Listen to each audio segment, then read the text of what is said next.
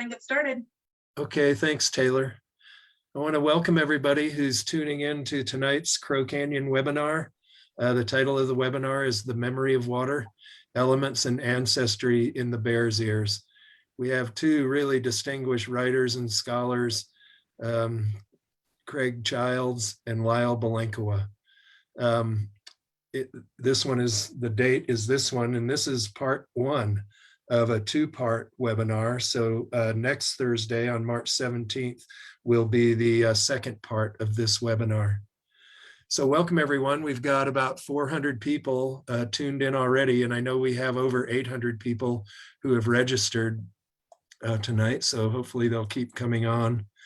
We want to begin with this acknowledgement that the Crow Canyon Archaeological Center acknowledges the Pueblo, Ute, Paiute, Dene, and Jicarilla Apache people on whose traditional homeland our institution sits and upon which we work and reside.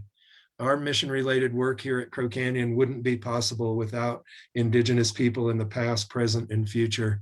We respectfully recognize, honor ancestral and descendant Indigenous communities for their contributions to all humankind.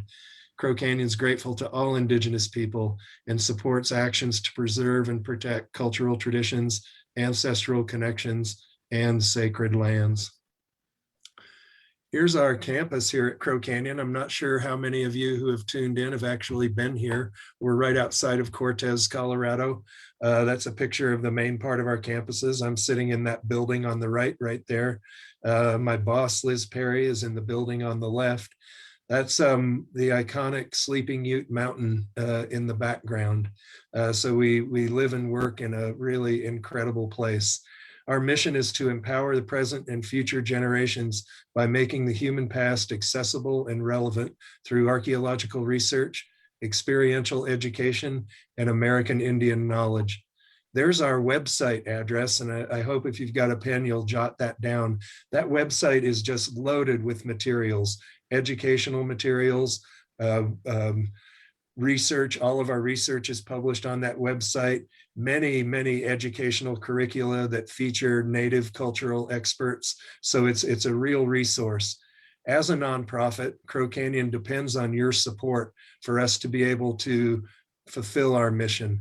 And there is a donation page on that website. So I'd really encourage you, if you're so inclined, to get on the website, learn more about Crow Canyon and about the deep history of this region. And if you feel so inspired, to make a donation to the center. Here's a few just minor instructions for the Zoom presentation tonight. You can shrink and move the talking heads so you maximize seeing the presentations by Lyle and Craig. The most important thing, though, is to use the Q&A button that's a part of your Zoom. It's on the bar. That's where you want to ask your questions and not in the chat. So I think the video presentation will stimulate a lot of questions, and we will do a question and answer period. So that's the place to write your questions down. If you're having any difficulties with the Zoom, you can always head over to crowcanyon.org/Facebook, and we're live streaming at that address.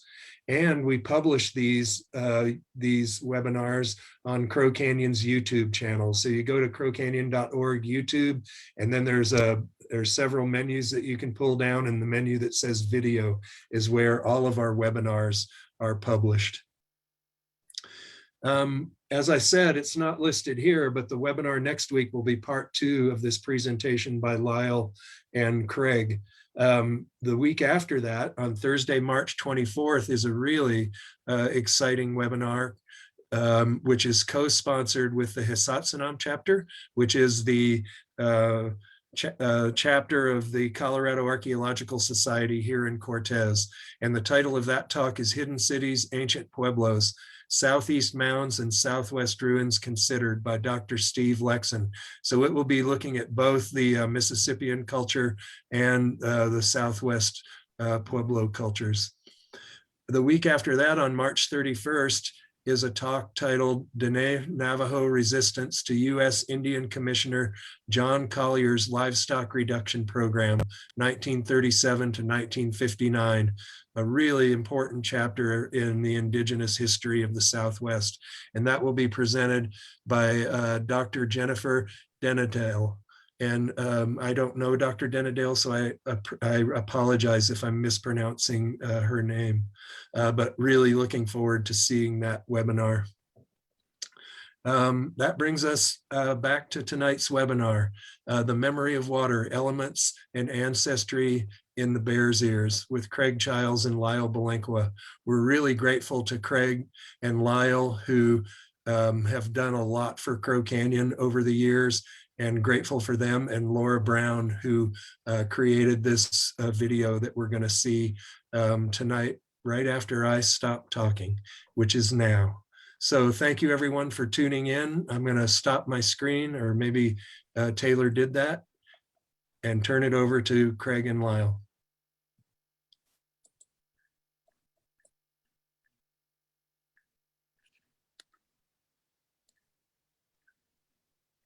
Would you like to kick us off, Lyle? Sure. I wasn't sure if Craig was going to go first, but good evening, good afternoon, everybody out there, wherever you're tuning into. Thanks for checking us out today. I think that what we have today for you all is just a small reflection of, a lot of the good work that I think Crow Canyon is doing these days. I started working for Crow Canyon. I started to have to think about it probably back in 2014. My apologies, I didn't introduce myself. My name is Lyle Balenquah. I come from the village of Baclavi on 3rd Mesa out here on the Hopi reservation. My main background is in archaeology, and I've been working with Crow Canyon for a number of years, as I've stated. So I've been fortunate to develop this relationship with Crow Canyon over the years and see the program evolve and develop, during that time span. And I see this latest kind of phase of its development really being beneficial for Indigenous people. I think that I'm very fortunate to have this relationship with the organization. And part of that is because of their outreach with other tribal entities and groups out there. I think they do an excellent job of leading the way in terms of allowing or creating space and opportunities for Indigenous people to learn about their ancestral history. They have a wealth of knowledge in terms of their staff that they have within the organization, not just technical knowledge in terms of archaeology and other sciences, but their knowledge about the landscape in terms of the Four Corners area. And so their resources that they have available to allow Indigenous populations, descendant Indigenous populations, to continue to learn about their cultural history really benefits from Crow Canyon's efforts and works that they've been doing over the years. Be associated with the organization. This trip was really, was in the making for a while in terms of kind of the development of it. The pandemic kind of put a hold on some of this work, and so we've had to go back and try and make it happen. And I'm very fortunate that we were able to be a part of it. And really, I'll kind of talk a little bit more at the end of the program today about some more initiatives that Crow Canyon is initiating. But again, I just wanted to extend that gratitude and thanks to the organization, their staff, their themselves, because they have been a big part of my ability to develop an understanding of who I am as a Hopi person. And so those opportunities do exist, and they are working to increase those capacities to bring in additional Indigenous folks to have these types of experiences. So we'll touch on that at the very end, but I'll turn it over to Craig. Just thankful for you all to tune in, and I hope you enjoy it. Thank you. Thanks, Lyle. I'm Craig Childs, and I'm coming to you right now from a valley up outside of Canyon, Colorado, and might as well just go out and see what it looks like. So the snows just came through, and hopefully there's a lot more to come. I guess my relationship with Crow Canyon began, I don't know the year, early 2000s, maybe the first few years of this century, that I camped out in the back of my truck in the parking lot of Crow Canyon, and there met Jonathan Till, Susan Ryan, and then not long after that, Mark Varian, and wonderful people, and I've been involved in one way or another ever since. This program that we put together, Lyle and I are kind of the creators of the idea, and Laura Brown took most of the footage and then strung it together around the narrative that we put together. And it's based on a week of a field program in the Bears Ears that we did last fall. And most of that trip was sleeping on the ground, waking up to sunrise, coming over Combe Ridge, and every morning I would go up into a rock outcrop over camp and play a flute, because it's nice to call in the sun, to call in the day. And this is the flute that it'll show up in this episode. It's a Japanese shakuhachi that I carry around in my pack, and somehow I think I cracked it on that last trip, and it's still somehow working. And these trips, we walk in the backcountry, we travel in canyons and on mesa tops, and look at sites. And some sites are fairly public and known, and some sites are not very known. And actually, we try to be careful out on these trips not to make sure that everybody has locators turned off on their phones for taking pictures, because some of these places are very sensitive, and it's an honor to see them and spend time there with them. And it was an amazing fall when we did this trip last September, and the rains had come during the summer. We had those incredible monsoons, so it was a blossoming time of year to be out there, just beautiful in the fall. And thank you so much to Laura Brown for doing the hard work of threading this all together visually in the program that you're about to see. I want to mention that I have a new book called Tracing Time. It's a season of rock art on the Colorado Plateau. It's just coming out right now.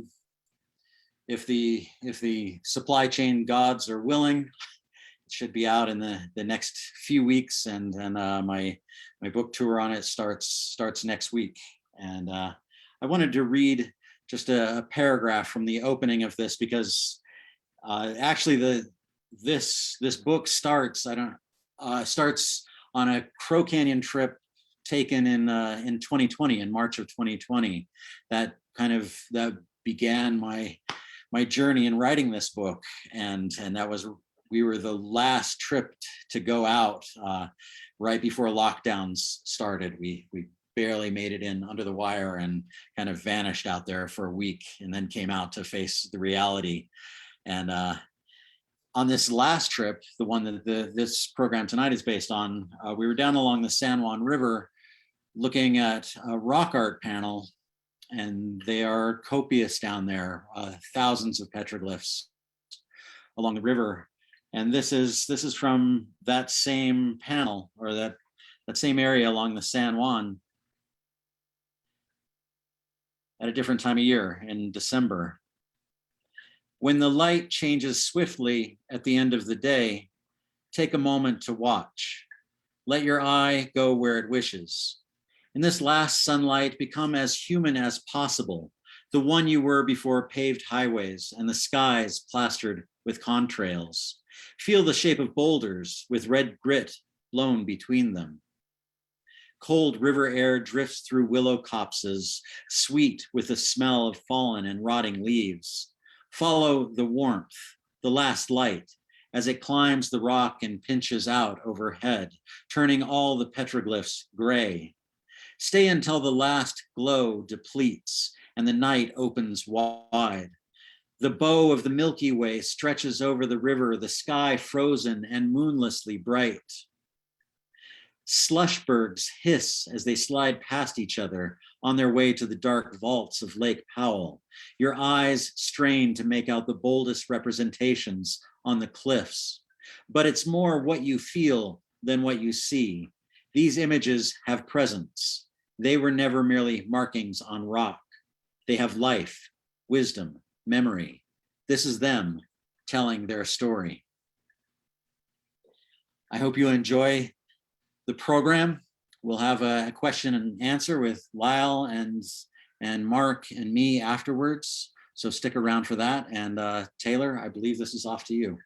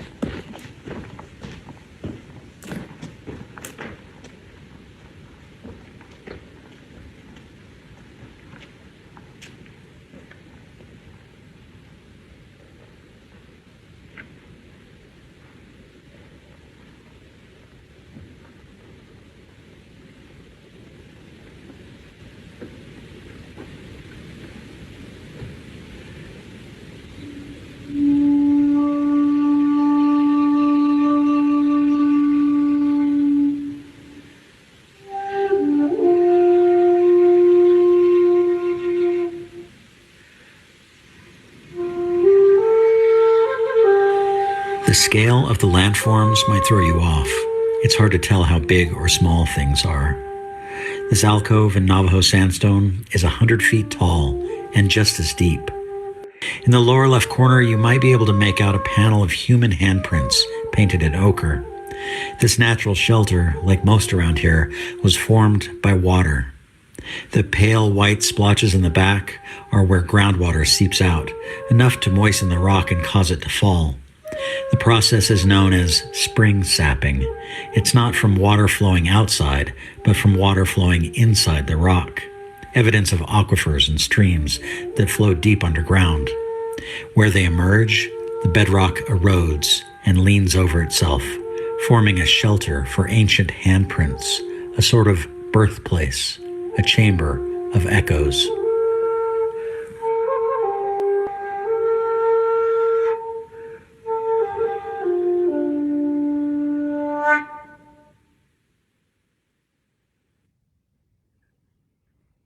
When you travel here, like we were doing for a week with a Crow Canyon group, one thing becomes clear.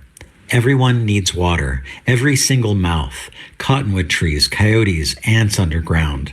These hands belong to people who drank from springs and trickling snowmelt. There were many of them. In this place of rock and little rain, they not only survived, they thrived. Water shapes everything from sand washes to bedrock canyons. The lay of the land is hydraulic, eroded to the bone, allowing you to clearly see the architecture, ground undercut by one flash flood after the next, brought down to bare rock and sand. Solution pockets from where groundwater millions of years ago changed mineral concentrations inside the rock. Exposed to the elements, the pockets wear differentially, forming strange bone-like cavities. This is maybe how a massive alcove starts, with small holes. Anywhere water gets a toehold, it impresses itself into the rock, fluting and carving it into almost ceramic shapes. This is where I'd start when trying to understand a place. What are its most basic forms? What major elements are at play? This is an abandoned meander where a river used to flow, south end of Bears Ears. The land is covered with this sort of thing, erosional marks going on for millions of years, crisscrossing each other, leaving far buttes and a bewildering number of canyons cut down into shadow, places you'd never imagine from up here in the sunshine. Light above, shadow below. It's a theme out here. The land slowly rises by tectonic forces, and rivers steadily saw it back down. This kind of water is what drives the larger landscape. The San Juan River is cutting down through rock to meet the baseline of the Colorado River, which is driving down through rock to meet the baseline of the sea. And that's why these rivers are not clear. They're running with debris because they're carrying away mountain ranges and they're carrying away the canyons. So they're full of all this sediment that's heading downstream. This water carries everything away.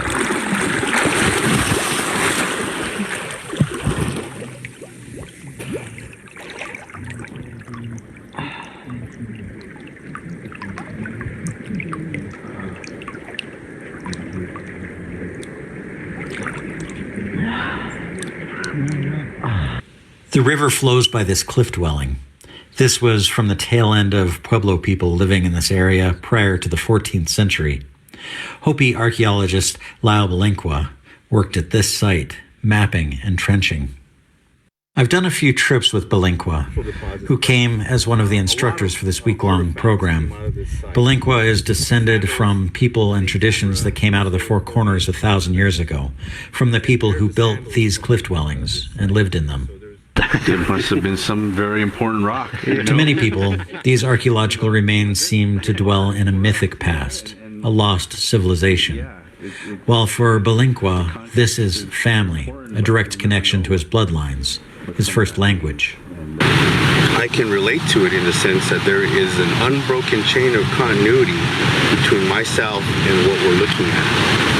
And it really doesn't matter if you believe me, because we're kind of beyond that in indigenous thinking now. We're past the point of really trying to have to prove it, even though we're continually having to prove it. We'll prove it to ourselves first, and how we do that is through a lot of different methods. That sense of quote-unquote discovery, that's a misnomer, right? This idea that we're experiencing something for the first time, which is different than discovering it, because not any of us here can say we are discovering this. It's already been here for many generations. We are experiencing it for our first time. My first time was yesterday, right at this site, to be here. And I stood right here and thought about what this place represents.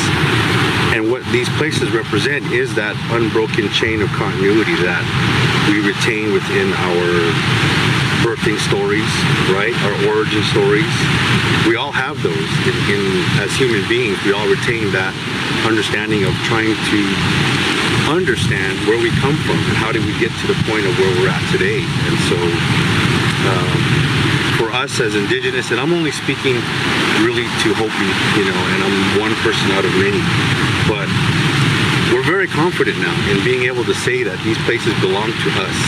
That we may not be exactly who they were, of course not, because everything changes. We understand that we are a living culture as Hopi people, that we are human beings that go through these stages of development, and we'll get to that.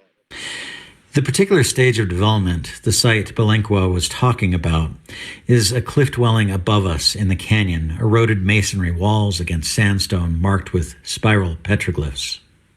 As I've talked with people from Hopi and Zuni, I've learned the spiral is not seen as a simple symbol. It could apply to many things, tending to suggest movement, something that whirls or spins, like time, like the sun moving back and forth across seasons, or wind, or water, or people leaving one place and arriving at another. Because the Colorado Plateau is a marginal place to grow food and live, A season's crops might depend on the arrival of maybe one good thunderhead.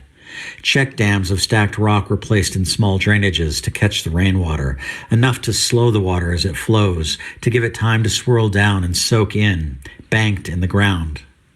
A lot of what these people did was water storage. They were landscape architects, and it didn't take much acreage to feed the people if handled properly. In a sense, they were nomadic over generations because of water scarcity.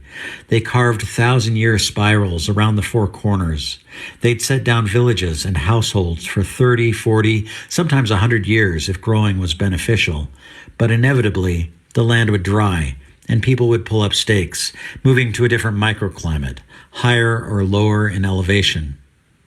They left places where rain wasn't falling and went to places where it was. This leaves the land etched with their migrations, spirals looping in and out of each other.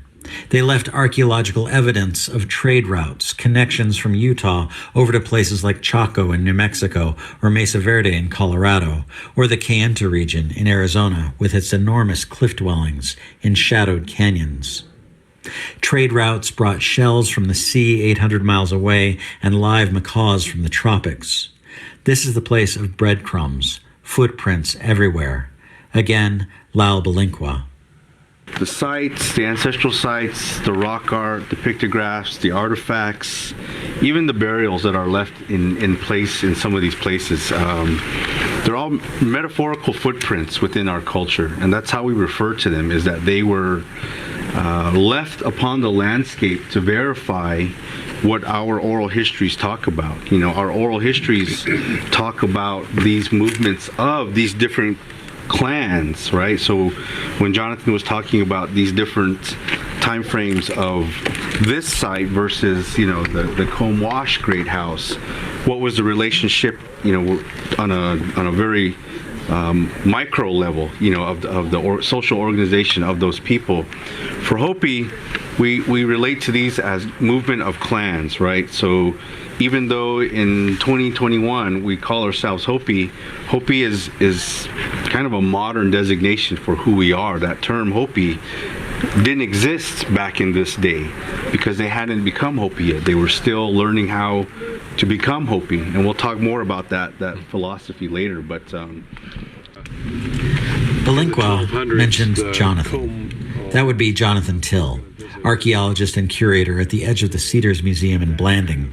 He was along as an instructor as well, somebody who I've walked with for days out here, sleeping on the ground, watching storms roll in, talking about the relationship between sites and time frames. We've been doing this together for decades. Like Balenquah, Till draws his maps in the dirt. E-shaped room block, probably with a couple of big pit houses out here. Just a wonderful example of that architecture type that we see, especially over there in the McPhee area. It just reminds us of this big Mesa Verde tradition idea that extends back into the Pueblo 1, certainly, and of course in the Basket Maker 3. Our job is to take the science to the ground, not to stay holed up inside, but to see the places we are studying, to understand them with our senses. You see rock art at the back end of some overgrown canyon, and you know that it carries a specific meaning. You can see it wasn't random doodling. Where it was placed in the canyon, on the cold and dripping side, is possibly related to a traditional Zuni story about a hero and a duck who entered the underworld together. This back-end canyon may have been a symbolic location of that underworld. Jonathan Till often talks about a vertical cosmology in this landscape, dry desert on top and dripping underworld below. We live where the above and below meet, what for Hopi is called the fourth world, clouds above and aquifers below. It feels like a birth story here. If it's a flash flood coming out of nowhere, it's water born out of the clouds. If it's a If this little drainage here full of, did you see all the milkweed growing down there? Like this place is alive. This is a birthplace. Nacimiento de agua, the birthplace of water, the name of a spring. That this is where water is born. One of the key architectural features in the ancient Pueblo world is the kiva, a circular masonry structure built into the ground, and you climb down a ladder to enter it. The walls curve around you, the ceiling a dome of corbelled wood.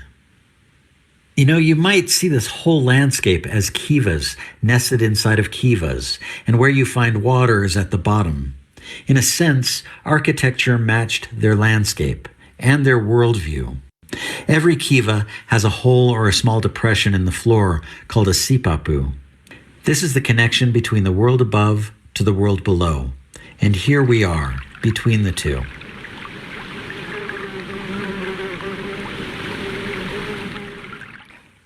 Cottonwood trees hold a unique place in Pueblo traditions.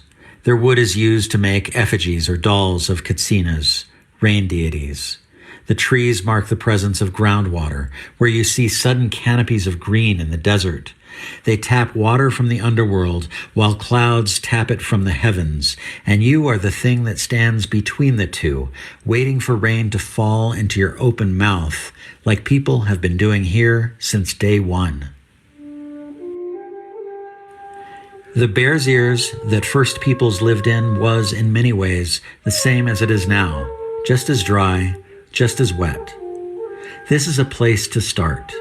Look at the ground. See where you are. Let it lead you along.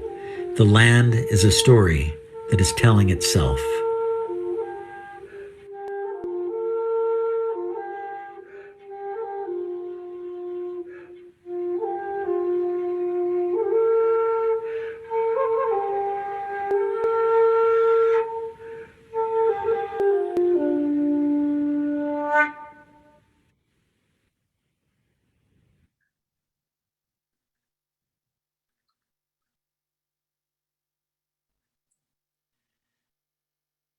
Thank you, everyone, for joining and watching this. It's interesting to look back and see it here on that. That wasn't that long ago. That was last fall, and now we're on the other side of the seasons.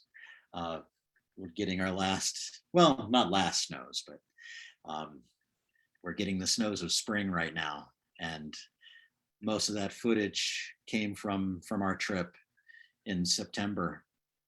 And it's a complicated process trying to take an experience on the ground and put it into video, put it into narrative. I guess that's, as an author, that's what I'm trying to do with everything that I write is you go out there and you're in it. You're sleeping on the ground, and you're tasting the rain as it comes through, and you're experiencing these raw elements. And then here we are in front of computer screens and under our roofs and in this very modern human world. But what is really going on is out there, is outside, which is what is so nice about doing a trip like this with Crow Canyon is that you're not just talking about it indoors, not just looking at images, but you're tasting it. You're waking up in the cold and having your morning coffee, and maybe there's a little bit of ice on the ground, and you're feeling it in your skin, and you're feeling it in your hair, and that is where I feel you really come to understand the human presence, because you are a human in this place, and you can see that you sit on a rock somewhere out there, and there are flakes on the ground where somebody made a stone tool and sat in the same place, because for tens of thousands of years, for millions of years, we've been these creatures with hands.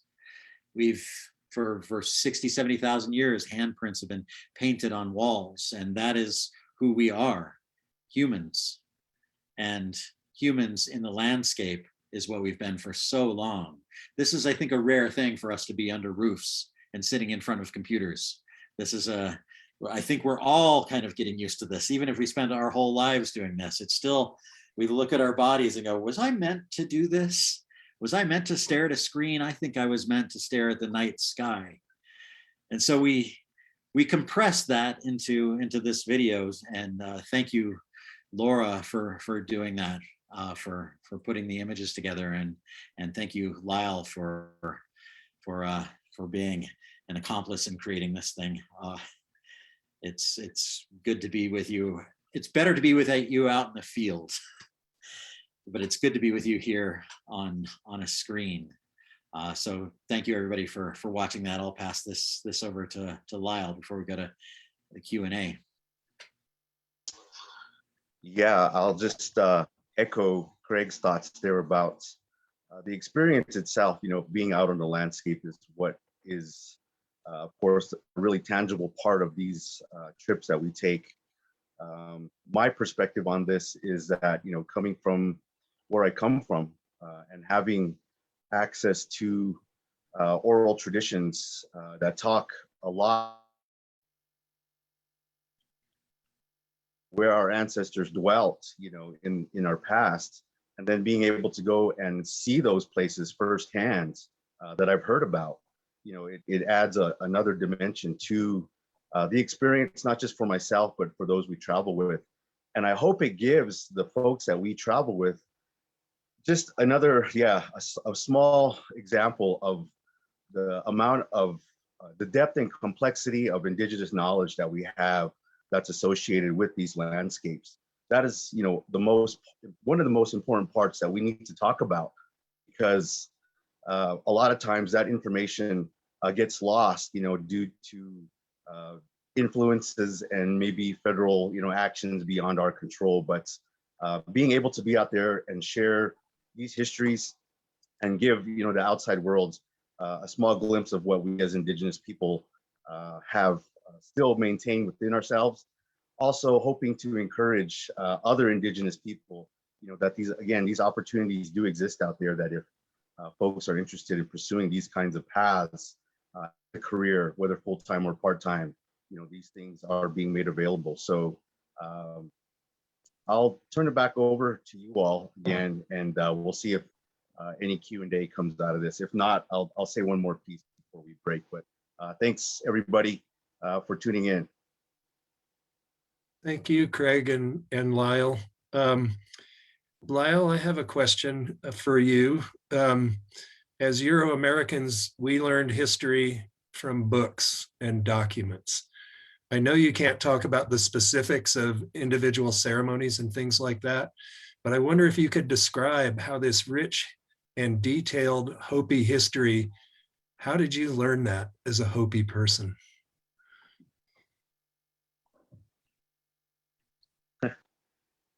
You know, it's it differs for every individual out there, I think, at least, and I'm speaking from my experiences as a Hopi individual, you know, here on Mesa.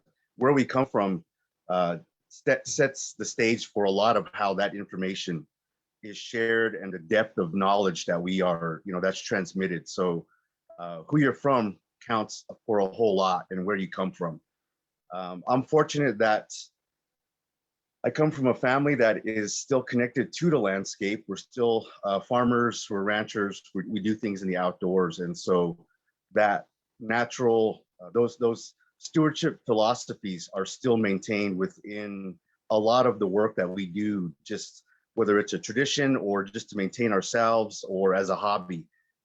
It's those stewardship values are still there. And so I was given those or taught those growing up by various members within my family. So again, I'm a fortunate person to have many different teachers throughout my life in terms of those individuals who have shared knowledge with me.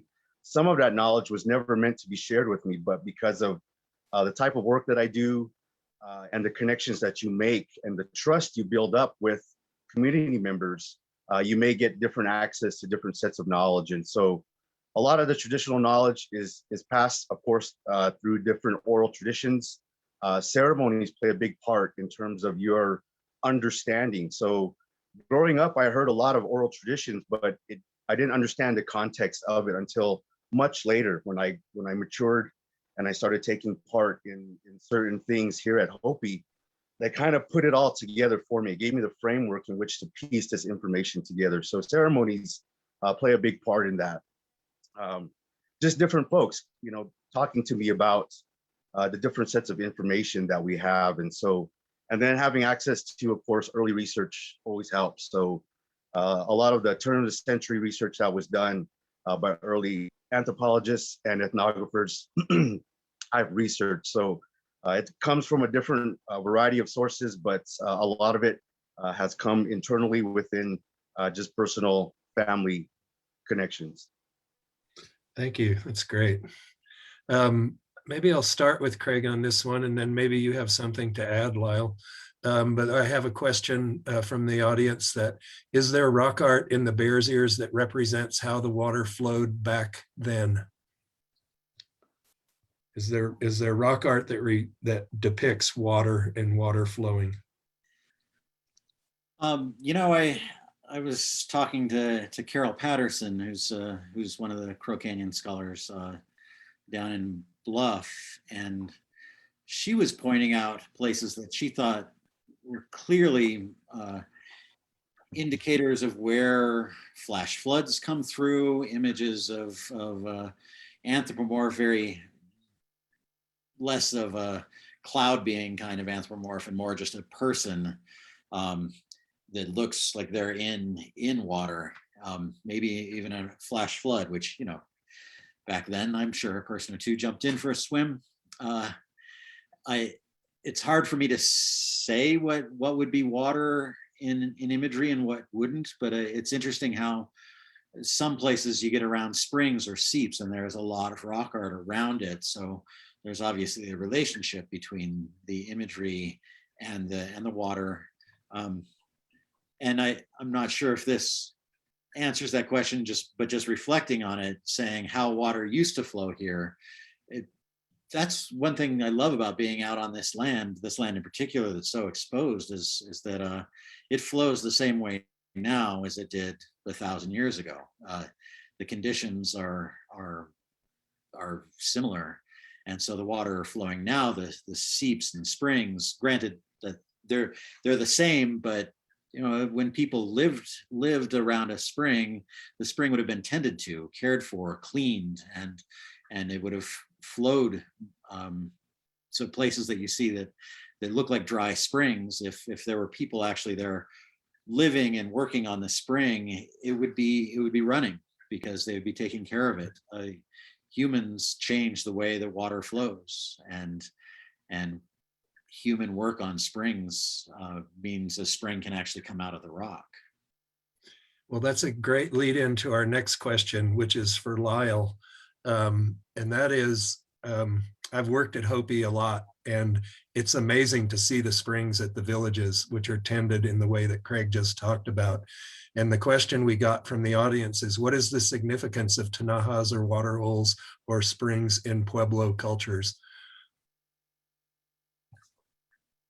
For those folks, yeah, I think who aren't familiar with tinajas, water holes, typically they're big bedrock or catchments that are either man-made or naturally formed in sandstone bedrock, sometimes along the cliffs of canyons in different areas. Those are really important sources of water. You know, I think when we do some of our ethnographic work, those areas in which there are known to be these areas where water collects, you know, they're remembered and they have specific names. And so as folks are, you know, traveling across the landscape, they'll have a knowledge, maintain a knowledge in their own mental map within their head about the landscape and where those water holes are associated with. So just at a basic, you know, kind of utilitarian survival level, they serve that purpose. But again, water in all its forms, I don't want to give away too much. We'll talk a little bit more about this in the next series. So, but it's just an important, you know, water in all its forms is important. So, but tinajas, you know, they're generally known where they're at, and they may have other features associated with them, like Craig was talking about, like rock art or perhaps maybe some other kind of architecture, but definitely an important cultural landmark, out on the landscape. Well, one of our viewers who's spent a lot of time on the landscape raises the possibility, we see in the rock art these wavy parallel lines that connect with other images, and she suggests that and asks whether that could be water imagery. And another person who actually used to be the head of the Canyons of the Ancients Visitor Center and Museum over here, Marietta Eaton, wrote, I'm not sure I should say people's names. Hi, Marietta, long time no see. She said, well, what about representations of water birds in rock art? Do we see those? Oh yeah, plenty of times that you see ducks are all over the four corners, and I've seen duck imagery down into northern Mexico, and then water birds, stilted water birds like cranes or herons. Yeah, you see plenty of that, which may be more clan related, but it's the bird that you would see standing along a shoreline, and of course the ducks always stand out. It's sometimes you go back to the back end of a canyon and there are 20 ducks on the wall right there, and whatever that meant 1,000, 2,000 years ago, to me, seeing it is just, oh, those are water birds. This has to do with water in one way or another. We've got so many questions coming in. I can already tell you I'm not going to get to all of them, but we'll just keep going. This is so much fun. Somebody wrote in and asked, in regard to where ancient images are placed on the cliff faces, I noticed that images seem to be placed in interaction with those long cracks that usually go into the ground. Would Lyle or Craig comment on this?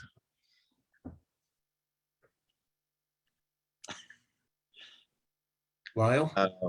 I would say sometimes natural features, like fissures, cracks, just holes in the ground, are utilized for rock art. They may be incorporated into the actual image itself as a part of the design.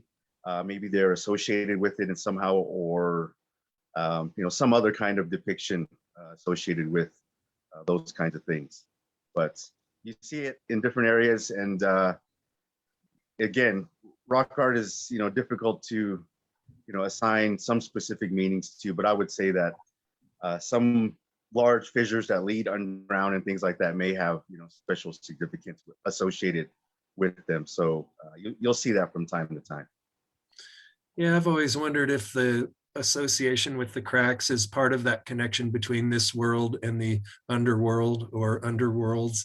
And so, and then somebody else wrote in and said, and those water birds move between these sky, earth, and they go under the water and into the underworlds. Lyle, I wondered if you could say something about, is the concept of the underworld still a really important concept in Hopi thought? Yes, this whole, the water and the underworld, of course, have very specific associations within Hopi. I'm trying to figure out how I can say without getting myself in too much trouble, but yeah, don't feel like you have to. Oh yeah, no, I think I can. When we depart this world as physical beings, we enter the spiritual realm, and part of that involves the underworld in terms of where we transition to next, and from whence some moisture in the form of spiritual energy, or I should reverse that, spiritual energy in the form of moisture emits from the underground as well. And so again, I'll reference that in part 2 a little bit, but yeah, the underworld is still a very important part, not just in terms of moisture, but in this time of the year that we're in right now is a time of rest. We've kind of come out of that here at Hopi now in the last moon season or so, but during the winter, we recognize that the underworld is at rest, and it's a time when all surface should remain quiet and allow the underworld to do its thing. It's basically regenerating itself, right? We understand that that process occurs from a traditional perspective. We understand that process is going on at, during that time of the year. So those kinds of concepts are still there within Hopi, both related to water, air, soil, and different, kind of how we interact with, with that phase, I guess, the underworld. So real basic overview on that part, but yeah, it's still a big part within ceremonies. We still, within the presentation, we talked about, the kiva structure. That's the metaphorical transition, back into the underworld. So those structures are still in use here at Hopi and other pueblos. And so that still has that metaphorical association with it. And you don't have to answer this if it's an inappropriate question, but is there a connection between the underworld and ancestors? Yes. So again, it's like, you can look at some of the Hopi origin histories that talk about the first, second, third, and fourth world. We're generally thought of to be in this fourth world. The third world, sometimes thought of as being an underworld kind of place, that we journey to again when we have that spiritual departure. So all that is still part of who we are. Thank you. Craig, I have a question here, which is, how would you describe your journey of understanding the desert wildscapes from the time of your book, The Secret Knowledge of Water, to now? The Secret Knowledge of Water was written when I lived in the desert, and I didn't have a home or any place that I went to besides the desert for years, for several years, and it was a really different experience then, because that's all I did.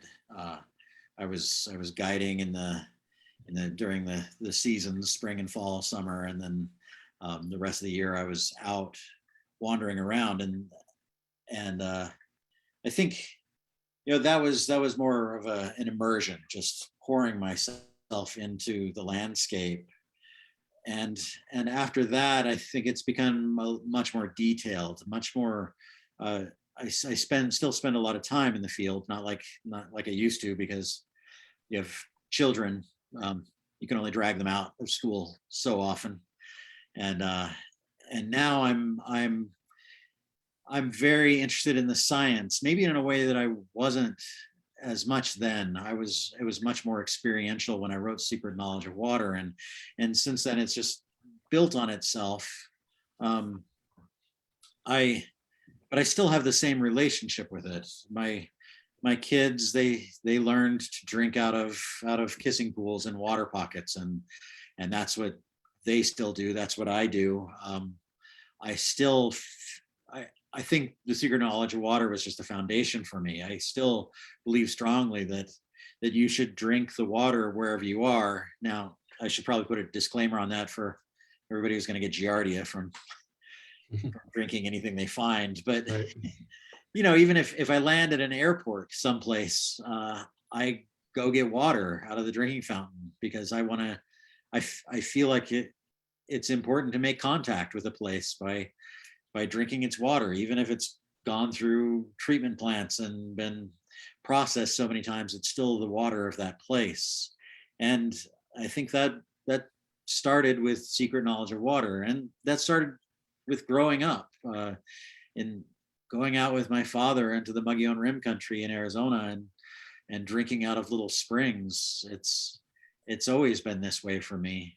My life has changed, my writing has changed, but the landscape hasn't. And I feel like my knowledge of it has only deepened since then. I wish I could be out there every day of the year, and maybe that'll happen again soon. Maybe this spring it'll start.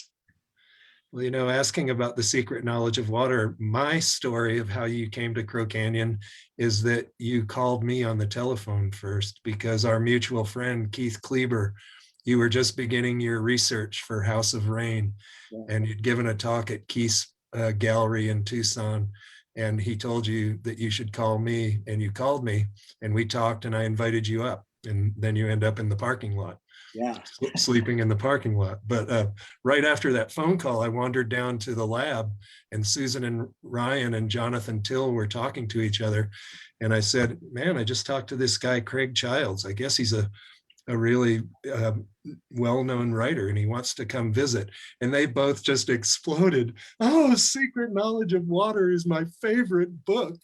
So they'd read you. I hadn't read you at that time, but anyways, that was the Secret Knowledge of Water, made a big impression on a lot of people. So Well, it was an easy thing to do. Go into the desert and look for water and then write about it. Lyle, I have a question, and we're getting at 5 o'clock. We won't go too much past 5, but maybe a little bit. But Lyle, I have a question where somebody asked, is rock art always symbolic and about meaning and about, ideation and religion and other meaningful things, or is it ever functional? Yeah, I think it all means something, pretty general question to walk into, but I think it's difficult, from a cultural context. I have to be careful because there are folks here at Hopi. I should say that I have to defer to a lot of older or more knowledgeable folks here at Hopi in terms of how they relate to rock art and what I've learned about rock art. They will tell me they can read it and give me some context of what's going on. So what I'm saying is that the context is important about what that person was trying to convey. So I would say it all has meaning. Some of it is functional in the sense that it may indicate a direction you may need to go, or perhaps a path. I've seen that in several cases where, maybe I'm reading too much into it myself, but I've seen images of a staircase kind of image next to a path or a fissure or a crack that will lead you, probably the only path out of the canyon. And so things like that. I've heard of research in which some folks believe that some of the rock art was related to some form of sign language. So early American Indian Sign Language that may have been practiced or was practiced by different groups. Maybe those symbols in the hands are being used as metaphors, and so I could function in that way in terms of just giving you a general sense of direction or something like that. But rock art I leave it open to interpretation a lot in terms of just to the general viewer, what they want to read into it. I know, again, from a cultural context, that there are some things that I can look at and have a pretty definitive idea of what I'm reading, quote unquote. But so I think it just depends on the viewer and kind of how you want to look at it, but it does serve those two different purposes. Well, the same person that wrote in and asked that question wrote in again, and he anticipated what I was going to reflect on as a part of this question, which is having visited a lot of sites and a lot of rock art with Native people, that distinction that Western culture makes between function and meaning isn't really as present in Native culture. They wouldn't create that dichotomy as much. I don't know what your reaction to that would be. Maybe, again, it's kind of hard, to really, a lot longer discussion, I think, about the different realities, what we see and how you interpret it. And, you can drag some theory in there if you want to, how you want to approach it, but it's hard to know, exactly. Well, I have a question, and then do you think these were places where culture was taught, where elders taught culture to young people? In some senses, I believe so. I do think of it, you could look at these spaces as, the outdoor classroom. I think we've used that term a lot, amongst ourselves. And so I do feel like these places, concentrations of rock art, again, if you understand the context of what they're trying to convey at that time, I could definitely see, elders, older, knowledgeable folks within the community who know the context of that rock art imagery, taking younger folks out there and relaying that about it. And so, yeah, I think it's definitely a teaching tool. It is for me, it still is. I think for a lot of us, those of us still doing this work, that work with, elders and other knowledgeable folks from our community, still visit these places, and we still utilize them in that sense of teaching and learning and contemplation, of probably the future. So, yeah. Thank you. Craig, somebody wrote in and said, could you say more about spring sapping, both as a geological phenomenon and as a metaphor? Yeah, spring sapping is where, in especially on the Colorado Plateau, where you have the bedding planes inside the rock. So you have these horizontal planes where the formation changes slightly. Groundwater percolates down, hits something solid, some layer of a bedding plane, and moves along it. And the nearest place where it comes out is where you get a seep. And it's often where a canyon has eroded, so it's cutting back into the groundwater. And then that seep undermines, it softens the rock above it, causing that rock to fall, which deepens the hole. And the deeper the hole gets, the farther back into that groundwater.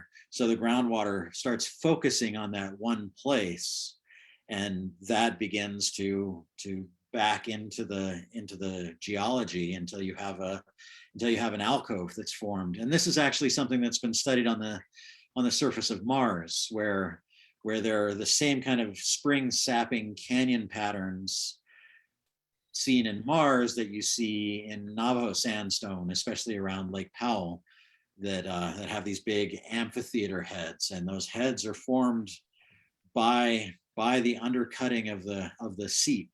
So that's spring sapping, where the spring is actually wearing the rock out, which draws more and more water. And metaphorically, what it means could mean all kinds of things. What about to you? Well, to me, these are, I see these back ends of canyons as the way to get into the underworld. And I think every culture has relationships with underworld.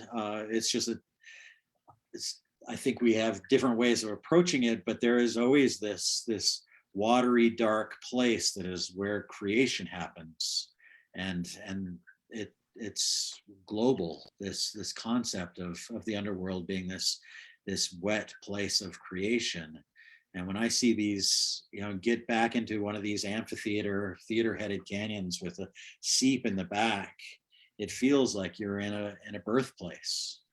That, I don't know, is it a people that is born there? Is it, I think the plants and animals, I think everything comes out of this place because it's rich with cottonwood trees and hackberry trees and maidenhair ferns and moss growing around the spring and columbine flowers. It's this place where, you're surrounded by a fairly sere desert, and right there, life is concentrated. So the spring sapping brings more and more life to a place.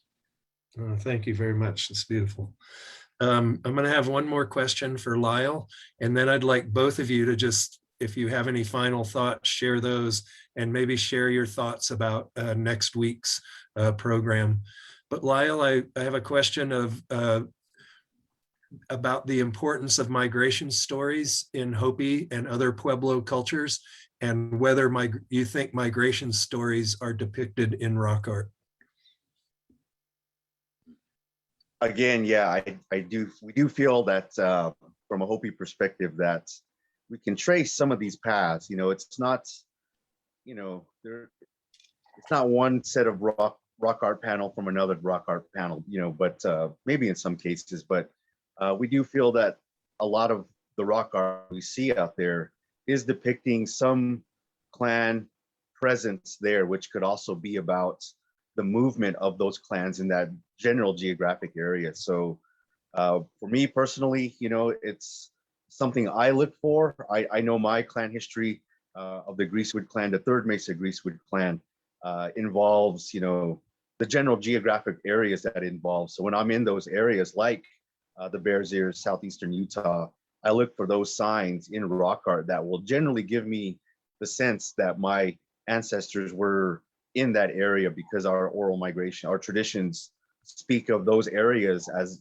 which we, traveled through. And so those two lines of evidence, can be put together, the oral history along with kind of the rock art imagery that's left out there as, again, those footprints, those breadcrumbs that we're following out there. So from the multi-clan perspective of Hopi, you definitely get a lot of that in terms of the individuals looking for their own clan symbols out there on the landscape, and maybe possibly marking, where their clans were at in ancestral times. So you got to look at it at a wide geographic area, and you can piece together all the different pieces of it, and makes some sense.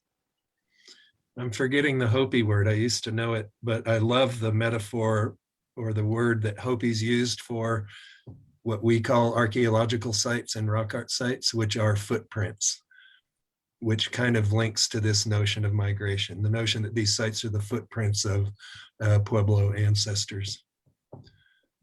So I'll ask you, Lyle, if you have any closing thoughts and any remarks about next week's program, and then we'll turn it over to Craig to finish it up.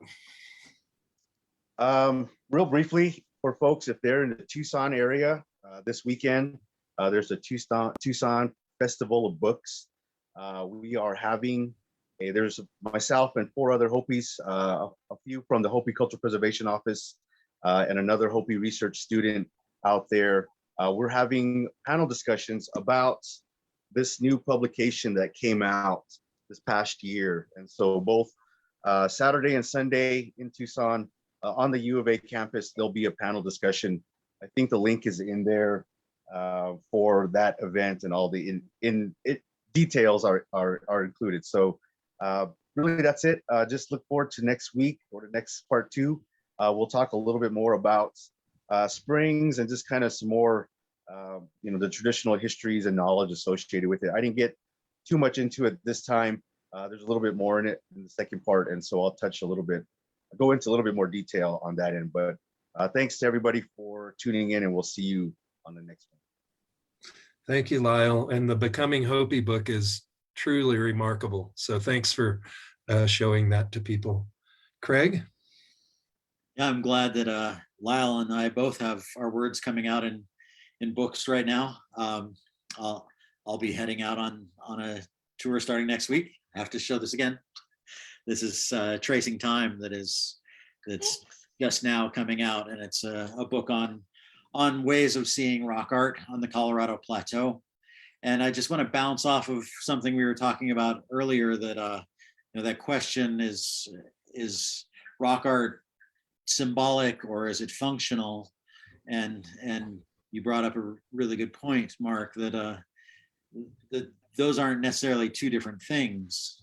And I think we look at the past now from our world inside of civilization and industry and technology, and we look back and we wonder, oh, were they this, were they that, were they, and we put them in our categories of now, when actually imagine living 1,000 years ago here, living thousands of years ago anywhere, and where you're out most of the time, you're watching the night sky. You would see the moment that a planet goes into retrograde motion, because it would change its path in the sky, and you know exactly where the sun sets and rises, and the relationship that you as a human would have with the world is that the symbolic and the functional are inseparable. You wouldn't have two different words, I think, for that, for the world as it is.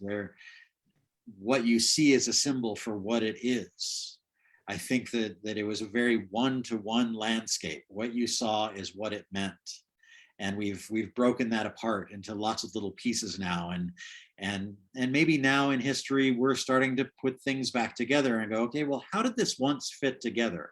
Because we've dissected it and stripped it and pulled it into pieces. How do we make this back into a whole world? which I think going out there, out onto the land, is a way of making it back into a whole world. And that's one of the reasons that we put this program together.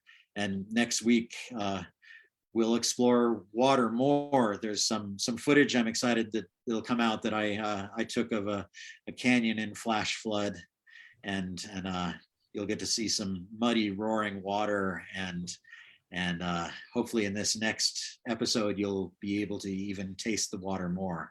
So thank you for watching it, and I hope that everybody can join us again this time next week. Well, thank you very much, Craig, and thank you, Lyle, both for this program and all of the previous programs that you've done to help people understand the landscape of where we live and the deep history of indigenous peoples here. I also want to thank Taylor Hasbrook, who puts these on from behind the scenes. And Taylor, if you have anything to say, you can jump in.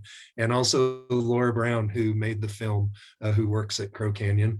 My boss, Liz Perry, is tuned on. Liz, do you have any closing remarks? I just wanted to say thank you to Lyle and Craig. That was spectacular. And of course, Laura and Taylor, our brain trust behind all of these. All right, that's it. I look forward to next Thursday for volume 2. Thank you, everybody, for tuning in.